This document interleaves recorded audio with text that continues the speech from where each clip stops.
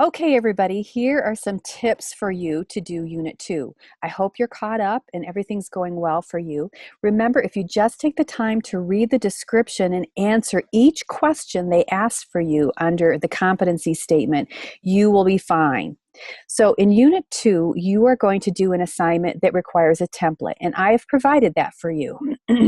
So you're going to go into doc sharing in the class, as you can see here. And down here under RC2, which is Resource Collection Item 2, 9 learning activities. So, oops, I've already pulled that up for you. So here is the 9 learning activities. It has each thing that they want you to collect. So you are going to develop or write in 9 learning activities. Remember when I ask you to write up learning activities, I want you to write it in such a way that you could hand this to a fellow teacher and she could go in and do these activities for you if you were not there that day. So you're gonna write a science or a sensory activity, and you're gonna put in the learning experience, what you're gonna call it, and you're gonna talk about the age group that's targeted.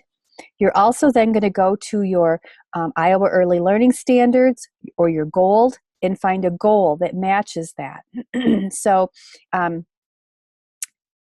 so maybe you're working with infants and toddlers, and you're going to target a fine motor goal here, perhaps, but it should be a science activity. So then you're going to write down the processes. How are you going to do this?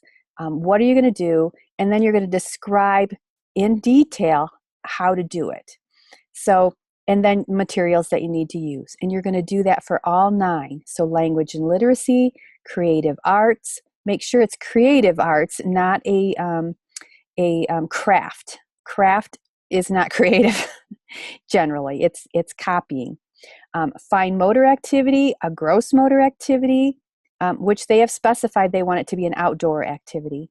A self-concept activity, emotional skills and regulation activity, social skills, and then a mathematic activity. You should be able to find something for any age group to do in that. So now if we go back to competency statements, remember you have to do, in Unit 2, you have to do the collection item first. So you're going to have to do this first, and then you're going to reflect on some of the activities. If you go into your book, you're going to reflect on some of those activities. So if you go into competency statement 2, RC2A says, pick one of the 9 learning activity experiences you chose from your resource collection. How does this experience reflect your philosophy of how to support young children's physical development?